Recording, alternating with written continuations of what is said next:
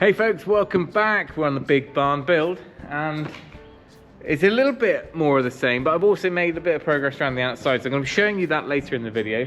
But first up, let's chat about what I've discovered so far. So as I mentioned in the previous video, we had to make the decision to tear up the old slab. We didn't make that decision lightly. Of course, the more sustainable thing to do is to keep as much as we can, but unfortunately it would have taken a lot of retrospective work to make it work because of the fall that was on it, and also the amount of work we need to do underneath the slab anyway. Right, I am in the middle of editing this very video and I thought I'd come out and mention a couple of things. One is this video is much more of a walk and talk rather than action-packed time-lapse stuff. You know, you've seen it all before. The previous video showed the process of getting the pecker out, getting the dumper to, you know, doing all the action. And there's a little bit of that in this video, but actually this video is more of a walk and talk and explaining why and how I'm doing things. Because you've already seen the action, and yes, well, you can tell me otherwise if you really just want to see tools.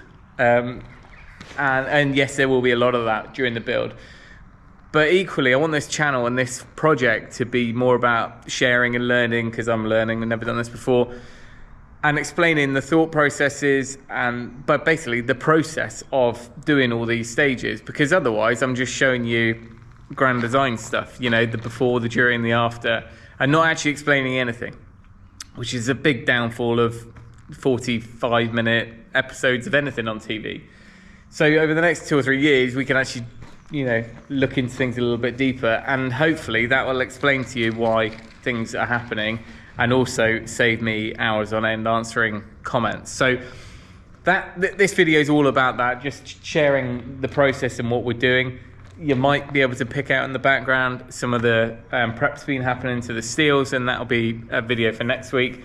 Sandblasting and getting those ready for any work we're going to do as far as insulating and everything before the slab goes in. On this end, these tall columns here, the steels, there, and either side of the side gate post, so 6 either end, are not structural, which sounds odd, but they are not needed. This is a portal frame, so it spans this without any intermediate steels.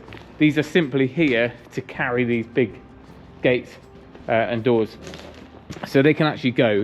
We'll reuse them, I'm sure, but what that means is we don't have to be worrying about having these big cold steels in our wall. Apart from those two, the whole thing will just be one nice big insulated wall. Now, Humpty Dumpty's doing okay. We're working through this, so I'm hoping I can get the last of this sheep stuff moved down into storage and then get the packer back on. See if I can do nearly all of the rest of the noisy stuff in one hit today. I'm not sure what's better for me or for anyone in earshot. Do you drag it out and do an hour or 2 every day for a couple of weeks, or do you just get at it? And I think if I can finish this, probably a day and a half, if I can finish this, then that is done.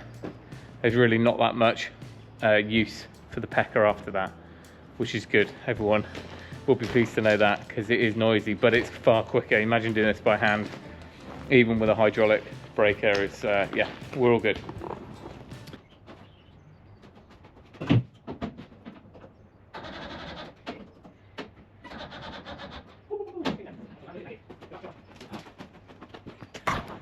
Good start to the day. That dumper is just being started up, 2 minutes, turned off again, so the battery's just not keeping up. I'm gonna put that on charge and keep packing. I'll show you the changeover process. So on quick release, which is far easier than the last digger we had, let's get another clip in there, wire.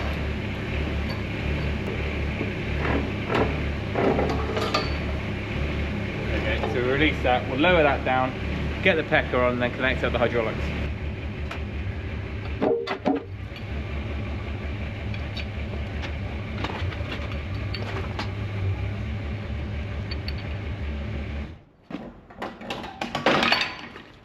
That's locked in. Then the hydraulic hoses just go on either side of here. I don't know if these should have like a sleeve over them, because obviously they have to dangle, but they don't end up getting snagged or anything, so just need to be careful there. Maybe I'll ask them next time they're over. That one goes on there.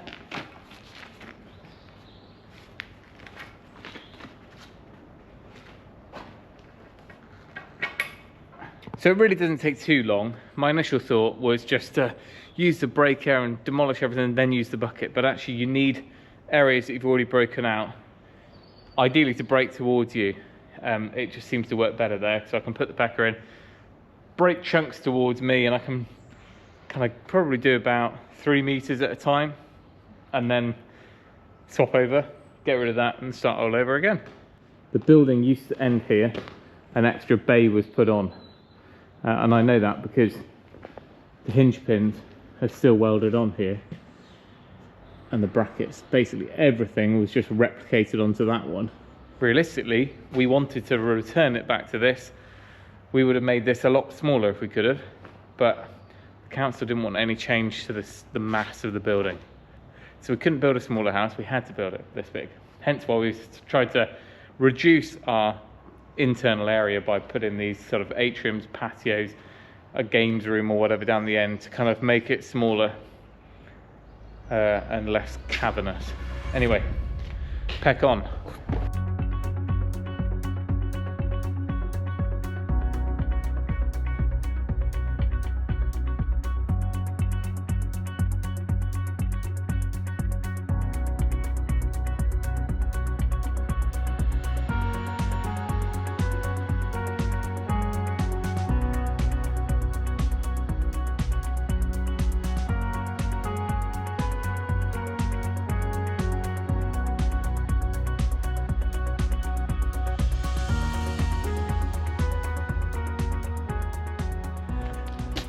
Okay, welcome outside to the terrace, the southern terrace.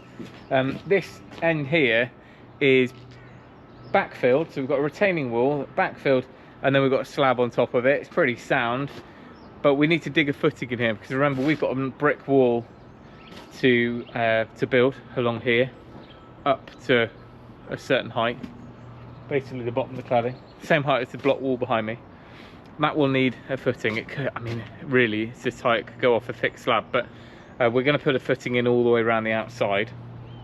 And to enable me to do that, I don't want to break out this whole slab, not yet at least. If I don't need to, I'll leave it in place and we can lay our patio over the top of it.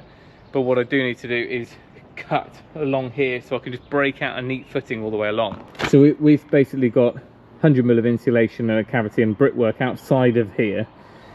And then I need a bit of footing outside that. So I'll probably need to base it on how wide the bucket will be on the digger and access, but I'll probably end up coming out about 400, maybe even 500. Cut with the floor saw all the way along, break it out, and then I can just dig down and get a good pour all the way in. Right, then we move around to the east side, which I've done a fair bit of work on this week. So you've already seen this bit because I did that video where I dug around from the courtyard area. I still got to get this broken out, but then we're on to where we need to put a footing all the way along here. So the original footing is here. You can just about make it out, which is not a million miles off what we need. We probably need to come out about this far, but of course again the size of the bucket, I probably need to come out here, but either way we'll be pouring our footing, tying it into there, and we'll be building off there. This one is stepped because as you can imagine we're on a bit of sloped ground here and there's a lot of backfill, so we'll probably end up, I'll see what the structural engineer wants me to do, but it'll probably be ending up mirroring what's there. Floor level inside is still up here, so this is all under what will be a path. So that's required me to dig out just a lot more stuff. I'm digging it up onto the bank for now, but really all of this all used to be down here. Oh, hello dog. So we can get rid of all this gradually. There's a big footing. I'll show you the other side because I've gone all the way down, but you can see here these are big footings for these steels in width and in depth, which is great news. Electrics all need to be sorted. James is on his way back, and when we're about here we are ground level from the front of the barn. So there's a bit of an up and a down to sort out. The corner of the barn is this steel here. This wall's going to get demolished when I get around to it. And so our insulation, our new brickwork needs to come along and return along here, leaving our steel all on the warm side of the insulation. So that's why I removed all this ground, because I want to wrap the whole building, keep it all nice and cozy and carry everything around. Nice bit of shuttering to pick at here.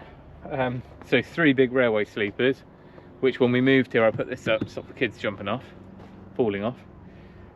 But unfortunately we've got a nice sheet of big 6 asbestos being used to shutter in concrete, so we'll have to carefully pick away at that, get all the asbestos put to one side, this asbestos sheet, and that's what when that asbestos roof gets removed, this will go in the same sealed skips and be gone.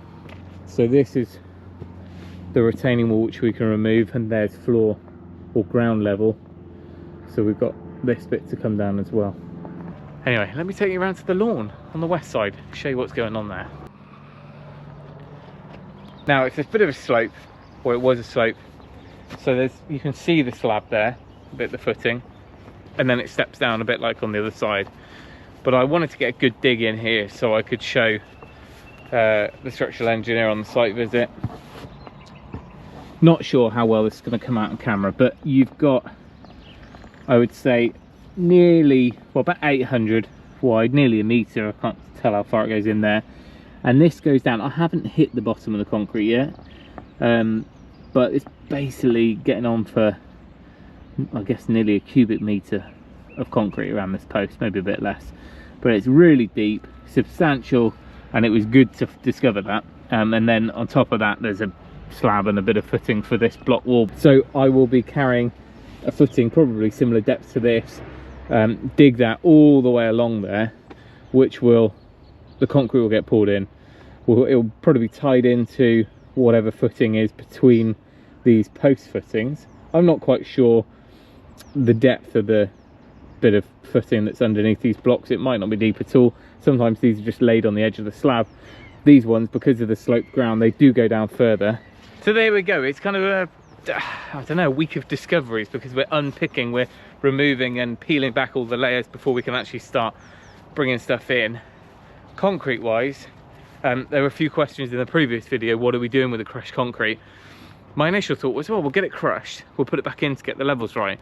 But having chatted with my concrete guy, he said it's not the same as type 1, it doesn't bind, and it's not a good base. We can use it for farmy stuff, we can use it for sub bases for tracks or whatever, or we can get a grab truck to take some of it away, because we might end up with more than we need. I don't know what the volume does when you crush down concrete. It'll probably reduce by half, I guess. So this is our first mounting. We are probably 2/3 again, because we've got all the block work and the remaining slab to come out. I've been trying to get them down to this sort of size. I'd hope that that will go through a crusher. These, you know, I was just being greedy with the digger, taking up blocks, it was quicker. But it doesn't take much with 1 or 2 whacks with a sledgehammer. We can break those here as it's being loaded. I'll just have to rummage over the pile to make sure. See, here's one. We'll have to pull this one out before the crusher, but there you go. That's one of those internal gate posts or cattle feeders that were in there.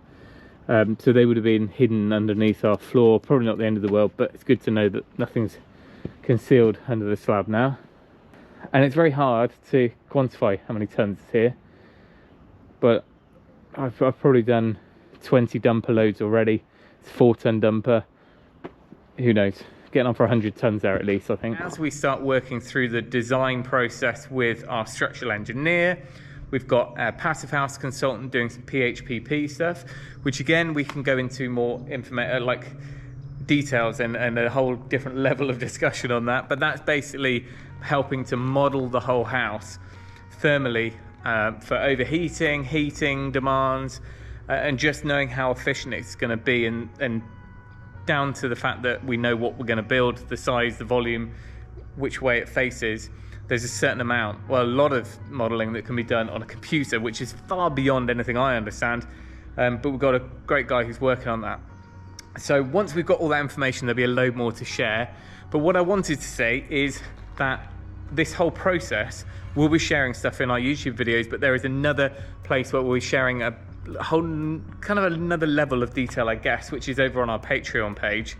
And Patreon is somewhere where we can share a little bit more kind of candid behind the scenes stuff, but also documents, plans, And if you are one of our Patreon supporters, firstly, thank you, but also you'll know that you've been the very first to find out about all the stages of the last 2 years, whether it's kind of having money stolen off us by a fabricator when we were building the cabin, through to various endless refusals from planning, and then of course celebrating the fact that we got our latest planning application approved. And I think we even put it on Patreon before we'd even chat with family. So there you go, it really is the inside scoop. But we're going to be sharing our floor plans, the main kind of big build scheme we're going to be sharing on Patreon this week. So if you want to have a sneak peek behind the scenes, you can head over there. There are various different tiers, levels where you can support the channel, and basically that just goes to help fund cameras that I break and all the sort of behind the scenes stuff that you don't really think about until you start running a YouTube channel, because it does cost thousands of pounds now to get it all kind of running, and even then it doesn't always go that smoothly. At the moment, moving on back to cameras, I'm trying to shoot this in a bit more of a vloggy style, so apologies that you're not getting the high production value in these first few videos that I might have done in the past. But I just don't want to be bringing big cameras in here, tripods. It's just a disaster waiting to happen. I normally break or get through about 2 cameras a year, which sounds terrible, I know. But all my professional gear from photography career and all my film stuff, I'm just leaving out of the way. I think it's just safer to do that. So I'm doing things on the GoPro. Even microphones, we'll do bits with mics, but for now I'm just using a small setup on this GoPro, and hopefully that's enough. And then you're more likely to get in and amongst it when I'm filming with the plant, the diggers and stuff, because I can just clamp this onto a steel and just get on with it. Anyway, I'm going to go off and finish editing this video. Huge thank you to all of you who have been watching these videos. It looks like it's going to be a really interesting series, and great to have everyone's comments. We are definitely going to be learning with you, or learning from you, I should say, over the next couple of years. But thank you for watching. Remember, if you can, do it yourself, and we'll see you next time.